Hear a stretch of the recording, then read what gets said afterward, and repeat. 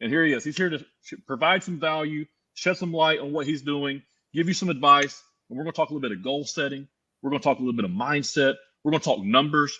And we're going to talk his career too. And we're going to chat. We're going to do the conversation later. But right now, we're going to let this man go and get across his message that he's fired up to get across. Brent, thanks for coming on, man. No, I appreciate this. I think this is a very good start to the year because, like you, I just want to see people win. And so anything that we can share of like winning tips, techniques, let's run into it. Dude, speaking of winning, last night I was watching football. I was watching Tom Brady play. Had a horrible first, 3 quarters and 6 minutes. And then towards the end of the game, when winners need to win, when you got to step up, when the pressure's on, what happens, dude? I mean, he's got the most game-winning drives ever in professional football. He did it again. He's putting his team in a chance to win. And he's a professional in the press conference. He does everything the right way. He expects to win. He was not impressed. So tell me a little bit about just your mindset going in to 2023 with some of maybe your goals, and then shed some light on what you would tell some other people to do to start thinking about to get in the right headspace as far as that as well. Yeah, look, I mean, I think as we enter a new year, everybody has to be very clear on what they're trying to accomplish. You know, you and I talked about this. We never just wing it. We never just show up and call audibles. It's very, very intentional. You know, the reason that I feel I can speak on this is, number one, not only do I live it, but I've been fortunate enough to be coached, mentored, exposed to some very, very successful people. And here's the reality. Success leaves clues. I don't care what you read, what you hear, what you see. The clues are there. The blueprint is there. You and I both know it's all about execution. But I think anything that we speak on today is something that people can absolutely implement into their everyday life. And I think truly see the results from it. So that would be the first thing is like, I think everybody should literally come up with a word of the year, a word of the year. For me, like I know this year, it's intentionality. In 23, everything is intention. What I mean by that is structure is a very big thing to me. Time blocking my calendar is very big to me. Being present wherever I am is a very important thing, very intentional. If it's working out, I'm there. 2 feet on the ground and I'm present. When I'm in the office, I'm here. There's no distractions. I'm locked in. Like yourself, when I'm at home and I'm playing dad, that's my thing. I'm intentional there. So again, that's just something that people have to slow down. But, you know, one of the big things I want to talk about is really around goal setting. And some of the things that I've learned is you have to get very granular with what you're trying to accomplish. What I mean by that is a lot of people at the start of the year, I want to make the most money I ever have. I want to lose weight. That's so broad. That's so broad. You have to be able to narrow that down. I want to lose X pounds by what day? I want to be at Y body fat by Z. I want to make $250,000 by December 31st. You have to be able to narrow these things down because to me, everything becomes a math equation. It's literally reverse engineering. And I know a lot of your audience is going to get freight brokers, right? We both play in the same world. Yep. So if it's okay, I kind of want to give an example that I think a lot of people can really implement and should study on how they can win in 23. Yeah, let's go. First and foremost, you got to know your numbers. You have to know your numbers. The very first thing that I've always educated or taught or been taught is you got to start with the end in mind. You got to start with the end in mind, and you got to come from a place that this has already happened. I'm just going to use some rough numbers to play with if we can. Let's just say that somebody watching this wants to make $200,000 this year. Okay. Well, we're going to break that down into quarters. So now we know we got to make $50,000 a quarter, right? We can speed that back to per month if we really wanted. And this is just a math equation. That's all we're talking about here, right? So what you have to study is, let's just look, 50,000 divided by 3, 16,000 roughly a month. Okay. So what I'm going to do if I'm watching this as an individual, whether I'm on the carrier side, the customer side, management, whatever the case may be, how do I get to that number? And is it realistic where I am? So let's just say that your base is 6 of that. Okay, I got to make up another 10 grand a month in commissions. So now what I have to understand is, okay, is that even feasible where I am? I have to study the model, the system, the company, the system that I'm playing in. And this is where people have to slow down and simply make this a math equation. Am I in an environment where other people are doing that? Am I in an environment where that is realistic based on the commission model that I have entered? Am I in a system where there's a massive draw that means my output has to be 2x that? These are things that you need to slow down. Then you can get really granular. And okay, so to make $10,000 commission, that may mean that I have to do 75 grand in gross profit per month. Okay, well, to get to 75 grand in GP per month, how do I even have that? Do I know my stats and my numbers and my data of how I'm going to get there? How many loads is that? Have I reflected on 2022 to understand my book of business? Have I developed a thing? Am I stronger in dry van? Am I stronger in reefer? Am I the flatbed guy? Did I really study to understand, wow, I made some really high margins in drayage. Maybe I should lean a little bit more there. Am I in a company that offers these services? Or am I just a one-trick pony? Because if you're a one-trick pony, these numbers become very hard. I don't care if it's 200,000, 100,000, 75. The numbers in the math equation is there. I don't think a lot of people break this down to understand and become obsessed with the numbers. Yeah, I'm with you. I think one of the reasons I think I did this, coming from a workout background, college sports, strength conditioning, we had a workout we had to do every day, but we also knew we were reverse engineering it. We had goals, right? We had our max out dates. So if our max out date was in June for summer, and if you were trying to get to 405, you didn't go from, 225 to 405. There was a progression that you did that. And you knew that, the first 4 weeks or whatever you're going to do sets of, 10, 15 to build your strength up and your endurance. And you're going to get to 6 to 8s and then 3s to 4s and then 1s to 2s and that stuff like that. I did the same thing when it came to freight when I became a sales rep in 2020, because that was the first year I did it. I literally broke down on the spreadsheet, how many loads I would do, what my average margin was on those loads, how many loads it was going to take me to get to a certain number that would turn out to my commission to give me a certain pay. Yep. And I've done that ever since. I've got that same spreadsheet. I pull it up every single day when I come into the office since February of 2020. And now we're going into 2023. And those numbers continue to climb. So I did that, not even really understanding that I was doing what you're talking about as far as business. I just thought as an athlete, reverse engineering the result that I wanted. But that's exactly what you do in business. That's why I think athletes do well in business, particularly in sales, because it's competitive and they can see the numbers. But a lot of companies, and correct me if I'm wrong, you're in the space where you're employing people, getting people the job they want, are not as transparent with the pay structure as they should be. Or even if they are, they're not good. They don't hold to it. They don't stick to the pay structure. Just talk to that a little bit. How can somebody set their goals and then the transparency go away? Yeah, I agree 100%. I mean, it blows my mind how many people we speak to that don't not only know their own numbers, but know the commission model that they're in and going back to the system. This is stuff that should be black and white. These are conversations you should be having with your leadership, your management, your owner, whatever the case may be, because again, you have to understand where you're playing. There's no right or wrong here, but you don't know what you don't know. And so again, if you don't know how to make this an attainable number, how in the heck are you going to achieve it? And so again, if I'm studying as I go into the new year, I'm doing a lot of self-evaluation. You got to reflect before you move forward. You got to study before you kind of look into the future. And so that's what I think everybody should be doing. Most people are going to probably watch this the first week of January. Look, this is the best time of year because now you have data. Numbers never lie. You know exactly what you did in 2022. You should know how much you made. You should be able to break that down by the quarter. Most of these companies have data. Whether they provide it or not is a different story.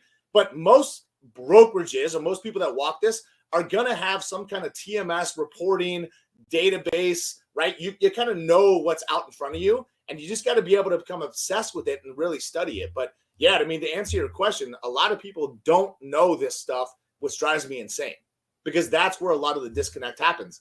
Another thing I want to tap into too, when we're going back to these high level numbers and kind of reverse engineering, one of the biggest things that I've always done, and this has been taught to me, is you have to become very visual with what you're trying to do. You have to be able to become obsessed with these numbers. If it's 200, again, I'm just going to use that as a rough number. I have an alarm that goes off on my phone 4 times a day. 9, 1, 3, and 7. My times. What it does is it pops up with exactly the revenue goal I'm trying to accomplish. What pops up is the award, which for us is the Inc. 5000, which I'm sickly obsessed with, pops up on my phone. I'm embedding that. I'm tricking my mind into normalizing this. I'm becoming obsessed with it. And that's when you got to ask yourself, are you interested or are you obsessed? Are you like, okay, it would be cool if that happened? Or are you on the other camp, probably guys like you and me, where it's like, I'm going to do whatever it takes to make that a reality. I'm going to put in the work. I'm going to speak it. I'm going to make it vocal. I'm going to make it visual. I don't care who sees it. This is what's going to happen. Don't you already see, again, going back to the buzzword of the year, intentionality? I don't walk in praying, hoping, and wishing, geez, this would be awesome if it happened. No, it has happened. I'm going to step back and reverse engineer what it's going to take to make it happen. And I'm purely going to go into action. That's where the success has come from. Because again, everything is black and white and creating a playbook. And that's it. Yeah. And you've got to be like that. And the people that I talk to, the people that I'm around, I think they get a little nervous about putting this stuff out there, putting it out online, speaking it, putting a vision out to where people can see. Like my office, if you could see this part of my office, it's just all stuff that I like it's inspirational stuff. It's for me. It's not for the people that are in the office. Yeah, they probably look at it and they go, that's egotistical, narcissistic, all that type of stuff. I don't care. When I developed a mindset, and I've had this for a long time, of I just really don't care what anybody thinks about me. That's the greatest mindset I think that a person could possibly have in business, in sales, to have success, because you have to be a little selfish with your goals, a little selfish with your time. But you can be selfish in a family way. Like if you go home and you want to be with your kids, be selfish that you're with your kids, with your family, you're with your spouse, whoever. When you're at work, you need to be working. And I get stuck in that too a little bit with the environment that I'm sometimes in. I'm just being a little bit lackadaisical, here to hang out. But then when you really dive in, you put 8 hours of focused work or 4 hours of focused work or 1 hour of focused work, you can get more work done in 1 hour of focused work than you can in 3 days of just lackadaisical, just going with the flow, floating down the river. So how do you get people to do that? How do you become you? Like even me, like I'm not where you are right now as far as completely always. How do you get to where you're at is where I'm up at 4. I don't need an alarm. I've got this stuff that I'm doing. I'm in high production mode all the time. How do you get there? When did you get there? Because I'm sure it wasn't when you were in your 20s.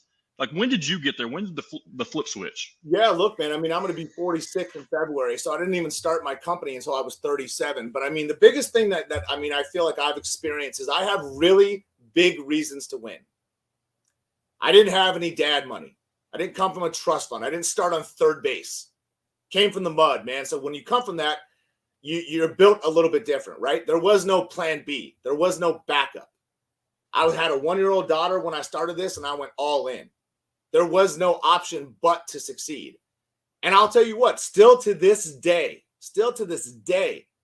you got to remember our model. I start from 0 every month.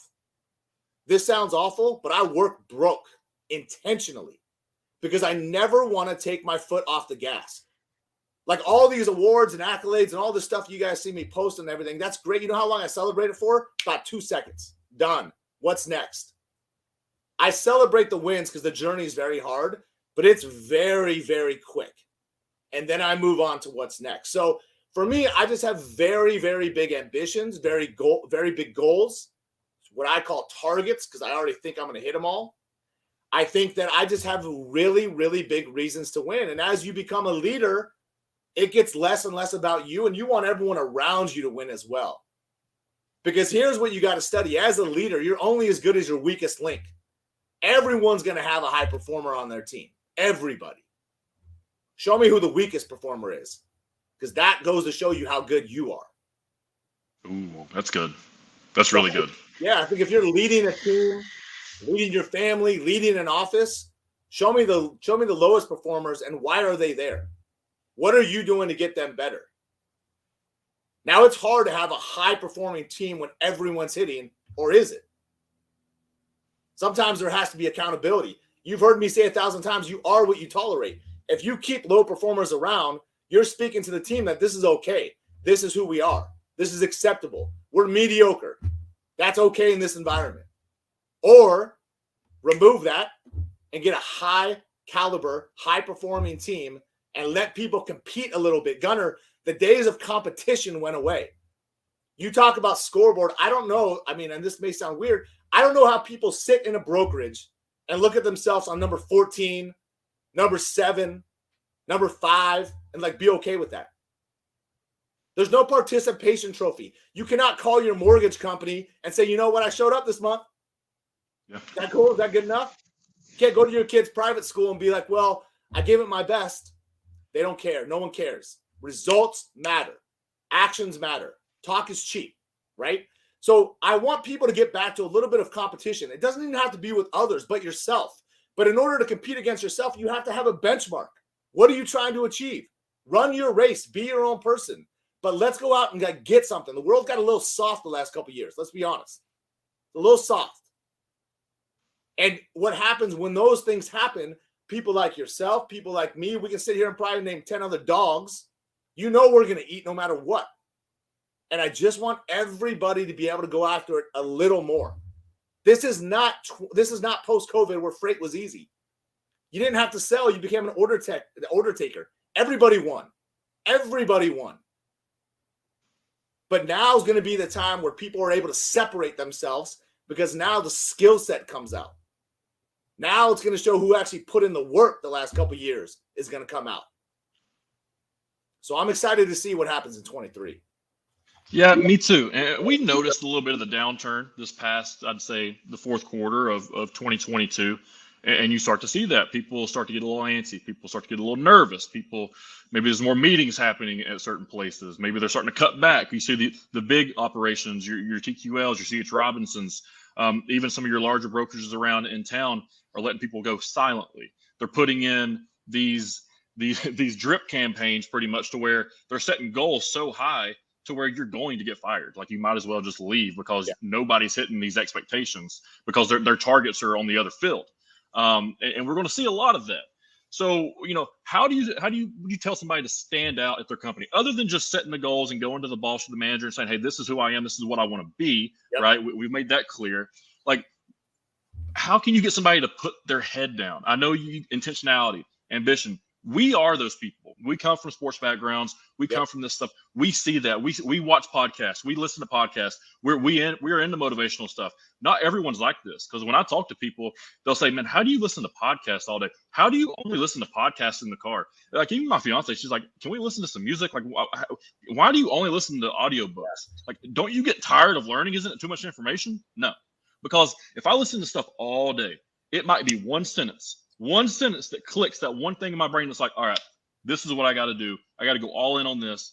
But it might take 3 hours of listening to get to there. But you got to surround yourself with positivity, motivational, inspiration, all these things, affirmations. I know I want to talk about your affirmations as well, because I know you've talked about this too. But you got to do these things. How do you get people that don't want to do this, that want to consume entertainment, into consuming skills? Well, I think you have to understand that, when I came up, none of this was available. We had to get like CDs. I was listening to Tony Robbins CDs back in the day, but we live in a world where there's more available to you than ever before. And again, there's a book behind me called You Are What You Consume. Look, social media is here. We're all going to partake in it, but you have the ability to control what you follow, what you see, what you let in. And I think everybody should be doing like a social media audit. Who do I follow? What's getting put in front of me, right? You got these new platforms like TikTok, like you can get swirled in there for 45 minutes before you know it. That's a long time. It's never just a quick check-in. You're never just going to log on there for 5 minutes, right? But for me, like I don't use it for nonsense. I follow business people, entrepreneurs, motivational speakers. So when I'm on there, I'm programming my mind constantly. We live in a very distracted world. I feel for people. There's a lot coming at us, even these small children. There's a lot coming out there more than ever before. You have to be able to compartmentalize what's going on. And a lot of that has to do with the phone. It's a blessing and a curse. Like for me, sometimes you just got to be able to put that thing down and put it away. You really do. And you have to be able to limit what's going on and what's coming in because, again, it's programming the mind. So you ask again, why do you listen to so much of this stuff, the positivity? What's the key word of the year? Intentionality. I'm intentionally making sure that the frequency up here is at a high level as much as humanly possible. I don't watch the news. I don't get swirled into nonsense. Don't really focus a lot on the political side because that's what they want, right? They want to feed your brain with, hey, we're going to control what we put in here. But I'm on the other side saying, no, I'm good. I'm going to control that. I'm controlling my headspace. This is the most expensive real estate there is. Most important. Yeah, absolutely. Be able to control it, man. So that's how I answer that question is people, again, you have to do a self-audit. You cannot have these hefty goals and study your day-to-day dynamic, and I guarantee that alignment is off. If you study high performers, you study people that are very successful, look at what they do every day. You think they're jerking around on Instagram for 2 hours? You think they're looking on TikTok at other people's lives, wondering what's going on? Or do they focus on themselves, on feeding the brain with as much as possible? And I think this too, you know this, just like your children. You are who you hang around. You are who you hang around in life, in business, whatever. So as you not only self-audit, what am I looking at social media with people I probably don't even know? What is my circle around me right now? Are these people serving me? Am I getting better? Are these people that are constantly talking about the past? Man, Gunner, dude, remember that game in like 96? Brother, remember when we went and did this? Or are there people that are driving you forward? Where are you trying to go this year? What are you trying to accomplish? Where can I support you? Brother, we're on the same page. Let's hold each other accountable. I'm going to do a quarterly check-in with you. Let's go get it. These are things that people have to look at. Daily actions. Do you have targets and goals that are visual, and vocal? What are you doing on social media? What are you pumping in your brain? And who the heck are you hanging around and talking to? That's basic stuff, man. That's very important. So, and I want to talk about that. We've talked about goals, and we know you're very passionate, but you've also built a company. You've built a team. You're trying to build an empire. I know people like you. You want to build an empire. You want to win, and you want to not destroy people. You want to destroy the competition. You want to be the top. You want to be the best. Do whatever you got to do to make sure that happens in the right way, right? There's people that do it the wrong way. You want to do it the right way by building a good team. What are some advice on building a team, putting together elite high performers? How do you find these high performers? Obviously, you're in the staffing, so you probably see it more so than anybody else. It's probably a little bit easier for you to notice who's good and who's not, but at this point, right? Just repetitions, putting in the reps. But how do you build your team? What was your thought process into going into building your team? 3 words: reasons to win.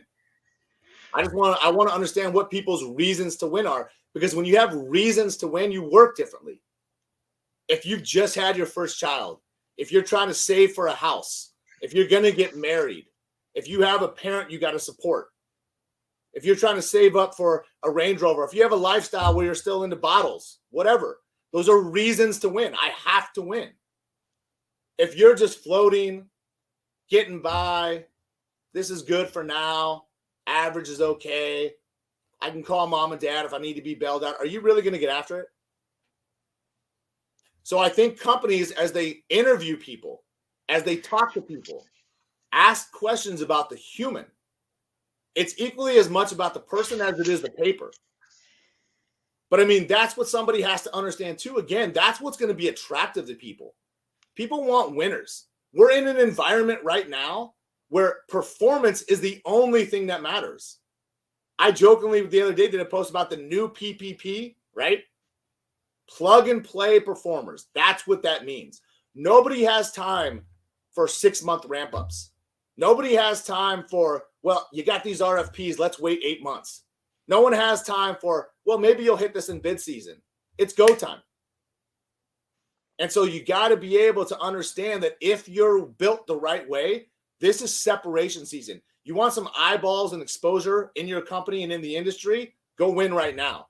Anybody can win when everybody's winning. You don't think the last couple of years, mortgage brokers crushed it, real estate crushed it, freight brokers crushed it? Shoot, recruiting got pretty easy. So I love these moments because it's a little bit of a cleansing too, to find out again who was putting in the work behind the scenes for these tough times. Yeah, and there's those hours throughout the day where you can get better, not just during the workday. Obviously, you're putting in your reps and you're out there producing and grinding, but you are big, and so am I, on the morning. The morning is one of the most important times of the day, maybe the most important time of the day. I'm always been a firm believer. The first 4 hours of your day are the most important. Why? Yep. Whether you got to do something at 6, get up at 2. You got to do something at 8, get up at 4. 10, get up at 6. Whatever, 4 hours before. I heard that from Dwayne "The Rock" Johnson. That he does it on his film shooting. I'm a huge fan of his. Yep. I try to take his mindset into film and his businesses into what I do. But the early morning, man, no distractions. If you get a phone call at 4 o'clock in the morning, something's wrong. Like somebody's house is on fire, somebody died, or there's an issue, right? So if you're up at 4 o'clock and you're working on yourself, you're doing your affirmations, you're journaling. People do cold plunges, people take walks, people work out, there's unlimited amount of things that people do. Some stuff I think is pointless, some stuff I think is great. But how important is that morning to a high performer at a company? I think you got to be selfish. I think that's exactly what it is. You got to take care of yourself before you take care of others. So you can't just roll in at 9 o'clock. All right, let's see what the day's got, right? Think how much, I know how much I've gotten done before I step foot in here. I'm usually in my office by 7, but between 4 and 7, I've done more than many have. Worked out, non-negotiable. I don't even think about it. It's just part of the daily routine. Played dad. I know what's coming in. But again, when I come in the office, this is what we talked about too. I play offense. Before I let myself into the big bad world, right? And I'm just in email fire drill. Here we go, back and forth. This is a tennis match all day long. I want to be able to control my day as much as possible. Again, being intentional. What can I push out? What can I dictate the day before I just could turn into a responder? And that's where I think if people just do this stuff early on, focus on yourself. Focus on playing offense. I want to touch the customer, the clients. I'm going to dictate. I'm going to give them info that maybe they don't even know before. Hey, these rates are coming up. Hey, I saw you have these loads. Offense, offense, offense. Because otherwise you just turn into a customer service rep throughout the day and you're just a firefighter. That's a very, very reactive state to be in. But the more that you work on yourself, it's like building a shield of when you walk in, what do you got? Let's go, right? It's game time. So I think, again, it boils back to intentionality of like, you got to just be able to control what you can control and control that time before people just come at you all day long and you turn into an octopus. Yeah, and if you're a freight broker, you know that if you get to the office at 8 o'clock, you are immediately putting out fires. You've got 100 emails you got to go through, depending on what size broker you are. You've got people walking up to you asking if they can do certain things, because the one thing I've noticed at some brokerages is that people are afraid to make decisions. Mm-hmm. And I'm not sure why that is. I've always been a guy that would always make a decision, whether it's right or wrong. Yep. I would just figure it out, make a decision, analyze the decision, correct it, or keep doing it. Like, that's the way I use my life, no matter what it is I'm doing. Mm-hmm. So what would you tell people about decision making? Like, why are people so scared to make a decision that might impact the company? Yeah, I think decision making is one of the biggest skills that you can learn, because decision making to me boils down to trusting yourself. And so the reason that people aren't able to make decisions on the fly and feel good with it is because they've missed so much before that now they have self-doubt, and self-doubt starts to creep in. But if you've made educated decisions, you've had some success stories, again, you have data points, that's where the confidence comes in to be able to make that decision. I don't have to think twice. I go. I shoot first, think second almost, right? And that's okay. Mm-hmm. Sometimes it's going to win, sometimes it's going to lose, but I've built that internal self-confidence because I've won enough times to be able to do that. And here's the thing, going back to the freight brokerage environment, how much work are you doing behind the scenes to say that this is my thing, this is who I am? I'm studying the markets, I'm studying lanes, I'm studying pricing. I know everything going on with weather. I know trends. I'm being able to educate my clients on what's going on. So when they come to me, I'm taking more of an advisor approach. I'm glad you asked that question.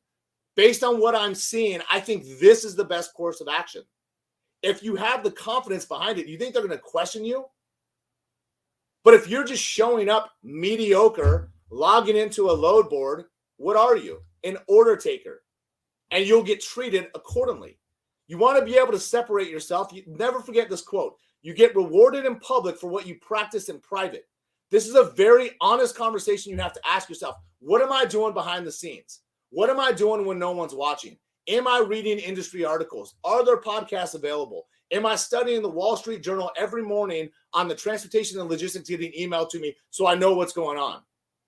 Or am I logging into TikTok and Instagram watching people who have no impact on my life, just being a spectator? I know where most people fall, and that's a mistake. I'm telling you, you can separate so easily right now. Right now, start of the year, it's go time.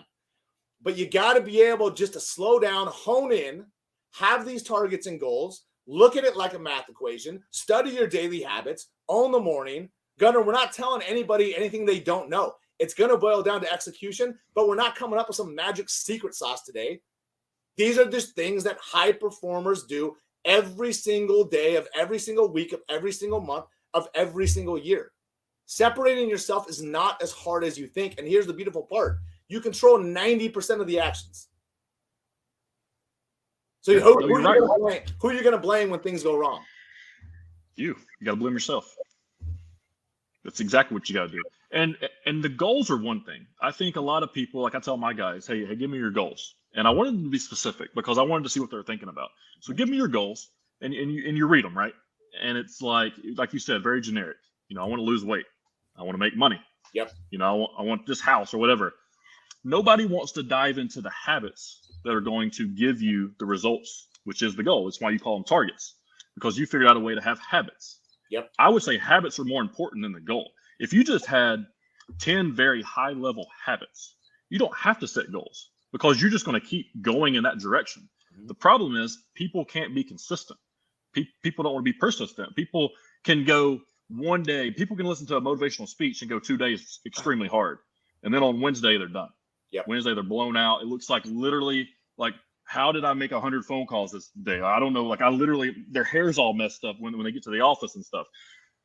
I don't understand, or I don't know how yet at my age. I'm 31, I turned 32 in February. I've been in a leadership position for about 3 years. I've led every sport and everything like that, but this is different. Business is different than sports. I can't, just jump somebody's ass and tell them to run sprints. I'm still struggling on how to get people to buy in to staying inspired and being consistent and dedicated with their habits, good habits, and eliminating the bad ones. That's my biggest struggle currently. So what you said is something that I love, man. You understand when you speak to your team, you speak to your people, you understand their goals. There's the biggest difference between being a leader and a manager. A manager is going to study metrics, KPIs, quotas, call volume. It's a manager. But a leader is going to know what his people are trying to accomplish and remind them when they're missing of that. I was thinking about this yesterday. I was hiking and, it was Christmas. And I'm like, think about this. These kids give you a list. You know what they want. They know what they want. How many leaders of their sales team know what their people want? Because everybody wants something different. And again, it boils back to that reason to win. Why do they need that? Man, I got this medical debt. I got to save up for this. I want to go on this big trip. So when you see activity dipping, what do you think you remind them of? Hey, man, you booked that flight yet? Brother, how's it going, right? Okay, you want to get this? I'm going to help you get there. So I'm not managing you. I'm leading you to what you want. I'm inspiring you. I'm pushing you. But I'm pushing you because it's something that you said, not what I said. You said you wanted to achieve. So whether you want to call that hard or you want to call it pushing, I think everybody needs that. Because if you truly want something, it's hard to do it by yourself. Why would you not be vocal so that you can get support? Do you see the big difference between leading and managing? Calling someone to an office and saying, hey, you only did $3,000 in GP this month and you only made 30 calls. And slow down, understand your people, understand what they're trying to accomplish, how they're built. Are they in the right seat? Are they in the right position? Do they have the skill set to be able to make what they're looking for a reality? And here's the thing, too. That's on the leadership side. I want to speak to the candidates a little bit, too. I think everybody has to be, again, very intentional on what they're trying to accomplish. If we just study brokerage, we can talk about the triangle. You should be able to understand what your thing is. Am I carrier? Am I on the customer side? Am I strongest in account management? Do I have a desire to move into leadership? Do I know what leadership means? Because a lot of people we talk to, they want to be a leader, yet they have not shown the results that they can lead themselves, let alone other people. And there's a journey along the way. You don't want to rush the journey. Everybody wants to be a VP of sales. Everybody wants to run a branch. Be the guy. Be the woman. I get it. You got to be the best at sales. You got to communicate where you are that you want to get into leadership. You have to prove that you can lead others. Then you got to be able to prove that you can lead managers of managers. Then you got to be able to prove that you can run a team, an office, a division, a department. Then I can run the whole thing. Those are step-by-step items where you're learning a different skill at every single level that you don't want to rush. And once you get to a level, two things are going to happen. Either you'll be able to go to the next level where you are, or a company may come calling because they're looking for that, and they'll give you that opportunity. But you don't want to rush these steps. You want to own where you are. If I'm at the bottom, I'm going to be the best on my team. I'm blowing everyone out of the water. Watch me. Then I'm going to get into leading people. Okay, this is new to me. How am I going to lead these people? How am I going to manage? How am I going to get buy-in? You see what I mean? So many people want to rush the journey, rush the process. This goes back to social media and Instagram and the highlight reels. This stuff does not happen overnight, man. It's habits, routines, daily structure, targets, skill sets, speaking things to your current company of what you want to accomplish, work behind the scenes, owning the mornings. Execution is the key, but what we're telling everyone is very, very real and doable and attainable. It is, and everyone can do it. And people will say, no, you can't. Not everyone can do it. Yes, you can. You can't tell yourself negative things. You can't tell yourself, I can't. My dad, probably the greatest thing I've ever been told in my entire life when I was little, man, like 4 or 5 years old, growing up in sports. You know, you'd say, like, he'd tell me to run this or do this. I'd say, I can't. He never allowed me to use the word can't. He never allowed me to say I can't. He's like, maybe you're not able to do it right now. Yep. But if you keep trying to do it, you will accomplish it. And that was my life, man. Like, I was never the most naturally skilled at anything I ever did or most naturally athletic, but my goal was just to outwork people.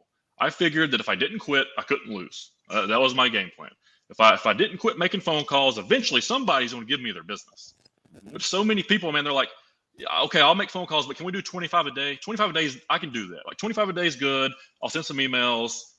That I'm good with that. And I'm like, okay, well, if you can do 35 or 45 phone calls an hour and you're going to work 8 hours, why are you only wanting to do 25 phone calls a day?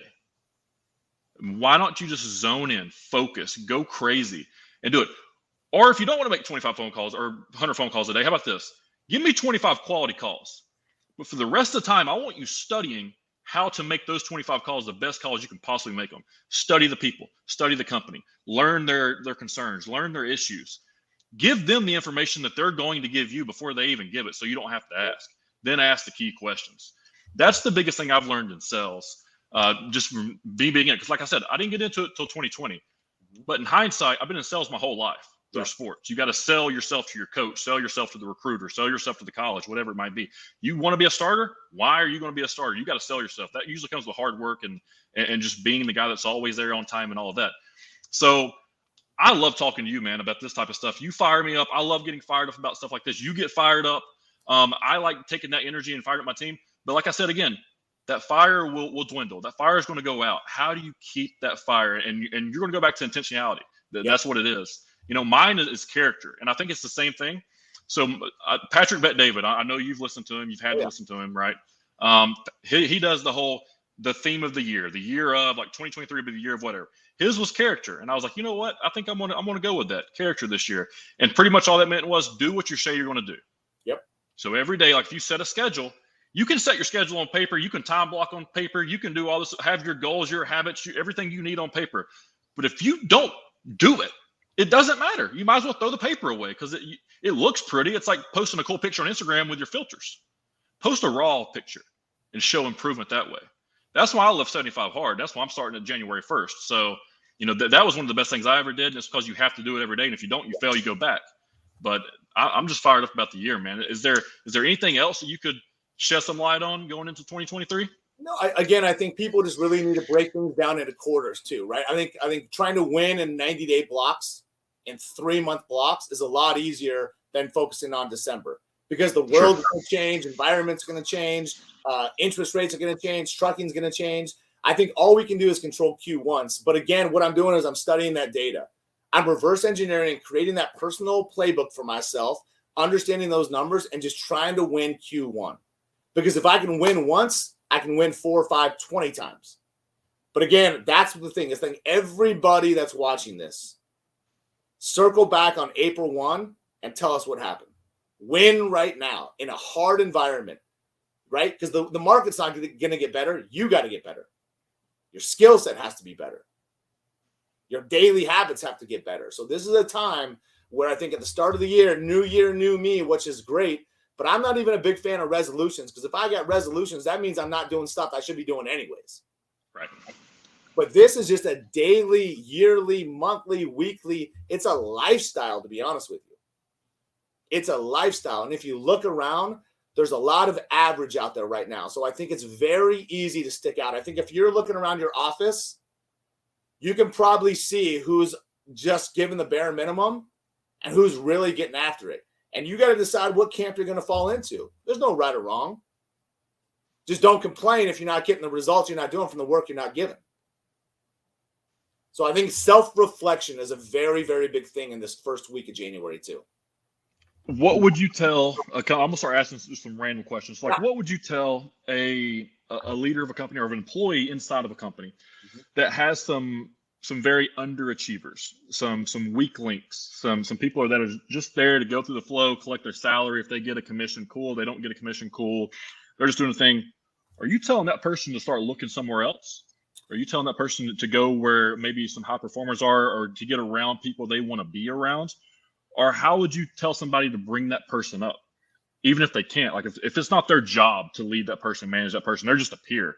Yep. How do you increase the performance of these average people? I think you got to communicate. I think you got to understand what's going on. Why are those results the way they are? Are they lacking in training, mentorship, coaching, industry knowledge? Like, why are they only playing at that level? And as a leadership, what you got to understand, when you start to tolerate and accept mediocrity, you're killing your culture. That's basically what you're going to battle with, saying this is who we are, this is okay. And there's no high performers at any company that are going to want a part of that. A players want to hang around A players, right? And so I think that you really got to study this. And look, here's the thing too. By keeping those people around who are not performing in your environment, are you actually setting them up to win? Are you actually making them better in their career? And as tough as those conversations may have, it's okay to be like, you know what? I don't mutually think this is the right system for you. And I think selfishly, we'll be doing more damage by keeping you here than almost freeing you up to find the thing that's going to better suit you. So it's actually selfish to keep low performers around because nobody's going to win at the end of the day. What about the people that don't know they're a low performer? Like, what about the people that think that they're a high performer, but they're not? I know you run across them. I know you have to see them. Yeah. Right? You know, we come across this a lot. I mean, that's one of the questions that we ask when we start talking to people and breaking down their book of business and numbers and all this stuff. You just got to peel back the layers. Well, did you really drive all that new business, or did somebody leave and you inherited those accounts? And here's the thing I asked too, Gunnar, is show me the last 30 days. What have you done for me lately? I don't care about what you did, what you turned on in 2020, 2021. I don't care about July 4th of 22. What have you done for me lately? Give me the last 60 days. And so before you start huffing and puffing that I'm this and that, really study your book. Because if you want to understand why some of the people got laid off in the last 60 days that we saw, they took their foot off the gas. They landed some big logos and some big names, and they were getting really big commissions, but they stopped selling. If you're in a sales role, never stop selling or you get exposed. You become an expensive account manager, and they're just going to keep those accounts. So a lot of this just has to do with self-awareness, self-evaluation, and understanding that we live in a performance-based environment. And what have you done for me lately is a very, very real thing. Great. Another one. So, and I'm just going off stuff, other companies, stuff I get told, personal things, everything I hear. Just want to put back the layers. So let's say you do really well or whatever, and you're in a structure like in freight, we've got cradle to grave. You're a one-man show. You're an agent. Maybe you're cradle to grave with a company. You got pod leaders. There's a leadership role. Split model. Split model seems to be one of the big ones that a lot of the big ones go to grow out revenue-wise. They can hire more people, get some more help. So let's say you're split model. You're in sales. You go out, you sell, you bring opportunities. You're doing all this stuff, but the other team isn't helping convert. Maybe what you're selling isn't what you actually have in office, right? Or what's happening. What do you tell that sales rep? What do you tell someone like that to keep staying on the gas when they're going out and bringing opportunities, getting everything they want, but the people that are delivering it aren't holding up their end of the bargain? But you might not necessarily have anything to do with that. Like, that's a whole different separate side of the company. How do you get that to mesh properly? Yeah, look, it goes back to system. And I really think if you're in a company, you have to understand their strengths and weaknesses, and you have to sell accordingly. If your company is very good in certain lanes, very good in a certain mode, you have a track record and success selling a certain service, small to medium over enterprise. We're better on transactional versus dedicated. You got to be able to sell within those parameters, because a lot of where the disconnect is people just get a bite and they react. Oh, shoot, somebody said yes. Go price this out for me. But it's outside the box of their strengths. You know, there's a big difference between being a freight forwarder and a truck brokerage, right? OTR. So if you're on the truckload side, you're not going to go out and sell ocean and air and start having these calls about how great you are at the ports. That's not your thing. So yeah, I think you just got to play in your lanes, dominate it, but more importantly, understand where your strength is. And then you got to be able to communicate with the operations team so that they know the urgency and importance behind it, but also be always self-educating yourself to support them as well. But I think that's where people mess up, is they start selling things that are outside the box of the company's strengths. That's true, because people see other people doing well in drayage, other people doing well in the port work, and that was kind of the trend, right? In 2021, like that was what was blowing up, the dray side, because everything was shut down. It was behind on the ports. Their prices exploded through the roof. You could get really good money. So a lot of companies went to that. Now those companies that went to that direction are struggling right now because all that's back to normal. Yep. All that's shut back down, and you've got to be really good at what you're doing. So the people that were doing it before COVID are the people that were still doing it now at a high level. Couple more questions. So you seem like you run your team like a sports team. I'm assuming that's correct. Yep. Okay. So why do you do that? Why do you associate so much to sports? I know why I do, but I just want to hear it from you. It's just how I came up, just being an athlete forever. Basketball was always kind of my thing, and just studying successful people. And I grew up in the Jordan era. That's kind of my age group, right? So I still believe everything that he said. You always want to lead by example. You always want to lead from the front. I'm going to run into the fire, not just stand back and watch. So I, even to this day, there's nobody that's going to outwork me, show up earlier, work other days when nobody isn't, right? I'm just always going to get buy-in that way because I'm here. I'm not just sitting back watching, coasting, and training. I'm in it still, very much so.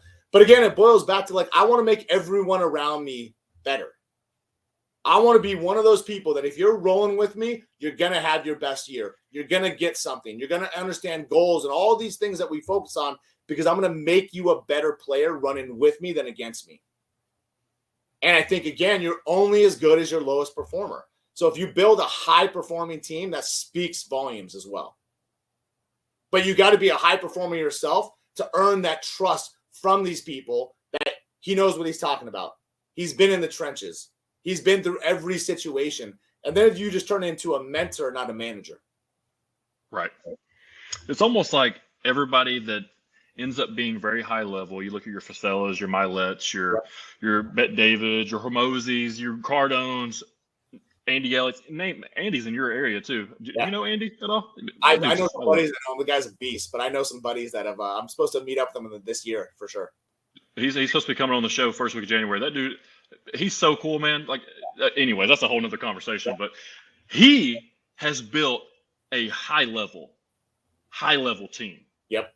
And he's taken guys that, like, you would think that they would never be really anything, or they were just average at where they were. And he sells them on, hey, man, you really want to do this? You drive from New York. You come to Arizona, I will make you as much money as you want to make because I'm going to teach you the skills to make it, whether you're with me or without me. And I went there. I went to Phoenix or Scottsdale this past year. I think it was around June. And I saw it in person. And it's not fake, man. It's not just for cameras.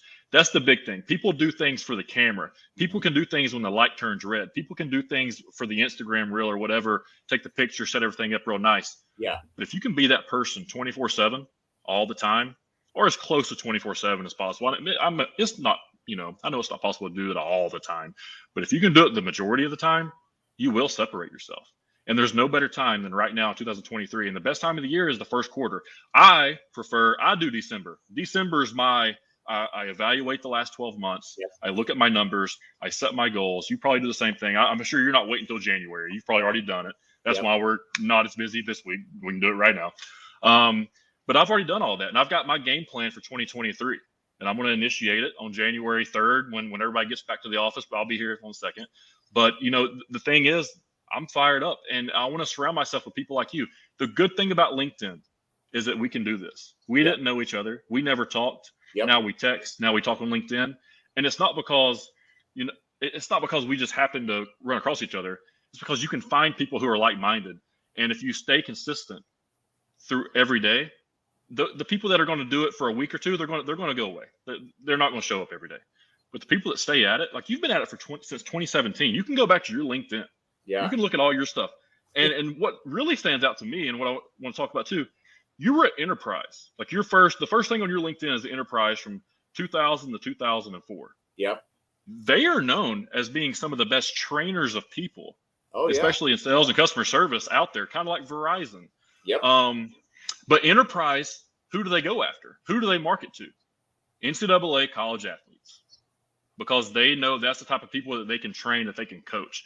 Just talk about your time at Enterprise. I don't know if you've ever talked about that on other podcasts or whatever, but I mean, it's wiring, right? Like it's hard to teach DNA of wanting something, having big ambitions and goals, and just competing. Again, it's either in you or it's not. But yeah, Enterprise was great because, again, talk about a system. They had a proven system, a management trainee program. So I was able to move up the ranks quicker than I think anybody was, running teams of 20 people at 24 years old. And so a lot of this, again, it started at an early age of being able to lead others, but it started because I was able to have such high results that I had the eyeballs and exposures of management. Like, man, there's something about this dude, right? Something about this guy. Let's get him to go ahead and coach others. So again, it just boils back to everything we're talking about. If you have ambitions to rise in the ranks, it starts with owning and dominating the position that you're in now. Trust me, people will find you internally or people like myself externally. So you just got to own and become the best at where you are, and you'd be amazed at the doors that open. Don't just talk about it, but you got to be about it, and results and numbers don't lie. But that was a great experience, man. I learned so much because at an early age, you learn about different personality types, age groups, environments in a corporate setting, that people are mediocre, people are high performers, and understanding how to juggle all of that at a young age served me so well. Yeah, I've only heard great things about them. And it's really cool that it made sense when I looked at it. I was like, it kind of makes sense that he's doing that. So after that, I'm sure you worked for some companies in staffing and doing recruiting, stuff like that. Obviously you made your jump. You was 37, you said. You started your company. You had a kid for a year. You knew that it was time. You had to go Easy. You got tired of letting other people decide your future. You're ready to dictate it yourself. At what point do you think people need to take the entrepreneurial journey themselves and reflect and be like, you know what, I need to go do this myself? Yep. Or I say this, and Patrick Bet-David does too, the entrepreneur. That's where I'm at right now. I want to be as entrepreneurially as possible within this company to help grow it, own it, become a dog in this company, win as much as I possibly can. And if the day ever comes, it comes, right? And I can step out and do my own. But I want to prove myself first that I can do everything that I would possibly need to do to even make that next step. Is that what you did? You kind of proved to yourself, I'm ready? And you I think that you have to look at these companies and these systems selfishly again. Like, can I use them as much as they're using me? Can I learn a skill? Can I learn an industry? Can I understand technology? Can I learn from successful people and managers and mentors and just kind of be a sponge first? Look, entrepreneurship is a very difficult thing. Don't think and believe everything you see on Instagram. There's things that I've come across that nobody predicted me for, right? No podcast, no book would have said, hey, this is going to happen on your journey. But you get through it, and your confidence to get through it comes from real life experiences. I also am very big on entrepreneur. You can be a business within a business. You can be the CEO of your life. I can be the best person on my team, the best person in my pod, the best person in my region. I can do that, and I can stick out because all I'm trying to do in a corporate environment is gain confidence. Because in order to truly be an entrepreneur and have the thick skin that you need, you got to have confidence that you know how to handle certain situations. So I would almost embrace the suck. Embrace when things go wrong. You'll hear me say all the time, I don't believe in losses, but lessons. When things go sideways, well, I learned that. I'm not going to let that happen again, right? Or you almost want to allow these things to happen, man, so you know how to get through them. So when and if you do take that jump, you're fully ready. But there's never going to be a perfect time. There's never going to be puppy dogs and rainbows and the seas are going to part. And okay, the universe is going to say, all right, Gunner, now this time. It doesn't work that way. At some point, you got to take the jump. But I don't think people need to do it too early. Yeah, you gotta have those skills. You gotta be ready.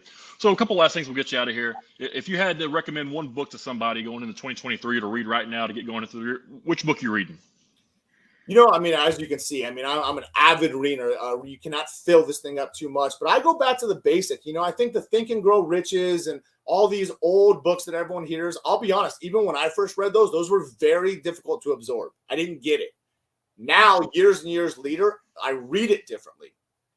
But I think that you focus on some internal dialogue books, like even Winning by Tim Grover. Understand what Jordan did, what Kobe did, right? Understand actions and tactics in order to succeed. Understand the mind is a powerful weapon and what you target on becomes your reality. Understand that your obsessions become your possessions. And so I think you have to get into a winning mindset and avoid mediocrity. That's a great book I would start with. I mean, there's 1,000 I could recommend, but that's kind of a starter 101 for 23, let's say. Yeah, no, those are great. Winning by Tim Grover, that's a fantastic book. Relentless by Tim Grover is a fantastic book. Those are great. If you can figure out how to be a cleaner, you'll be all right in life. Yep. Another thing, so I always ask everybody this, what's one bit of advice you'd give to yourself starting over back at the very beginning that other people could take a little bit of a lesson from? Remove emotion. Remove emotion. I think there's a word that I was taught by Ed Milet called equanimity. Equanimity is the ability to stay cool, calm, and collected in any environment. When we started, you talk about Tom Brady. He's not rattled. He's been there. He's got enough confidence now to do it. I think people get very emotional when things go sideways. The business isn't turning on. They have a bad week. The commissions aren't coming in. They're not seeing the results in their fitness or health. They get very emotional. When you remove emotion and focus on the process, and detach yourself from the end result, and you just serve others, that's a very, very powerful space because you can walk away saying, I did everything right here.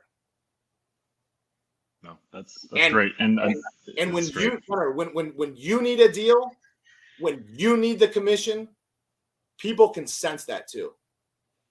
You got to always serve high integrity, do things the right way, and things will work in your favor. Never force anything either. No, I love that, man. Well, dude, thank you so much for this conversation. We've been doing this for an hour now. I don't know if we expected it to go that long. I don't know. I think most of yours you do online are about 20, 30 minutes. So people probably get a good idea to get a perspective of really who you are, because you can't fake it for an hour. That's one thing I like long form. You can't fake this stuff for an hour, man. You are passionate. You're successful. I love everything you're doing. Where can people find you on your other socials or just LinkedIn? Yeah, I think LinkedIn's the most dominant. I think by now most people have kind of seen me on there over the years. Brent Orsuga, the personal page, Pinnacle Growth Advisors. I think we're a good follow on Instagram, TikTok, and on every platform. I show a little bit different, a little behind the scenes, hiking, morning routine, stuff with the kids. I mean, I just try to give a glimpse into, hey, this is kind of stuff that works for me. And I try to share a lot of motivational stuff that resonates with myself as well. So again, I try to help people put that good into their mind as opposed to the negative. Yeah, no, I love that, man. I appreciate that, dude. Seriously, thank you for your time. And I know your time is very important to you. I wish you the best in 2023. Let's get back together this year. Maybe around April. That 90-day window, that first quarter, and let's see let's do a little accountability. Are you winning? Am I winning? What would we fail? What did we lose? Let everybody kind of have a little insight. We could do that. I think if we could hold each other to a little bit more accountability in the world, everybody would be better for it anyways. And maybe more people will start doing that with themselves. So, dude, thank you so much. I appreciate the time, man.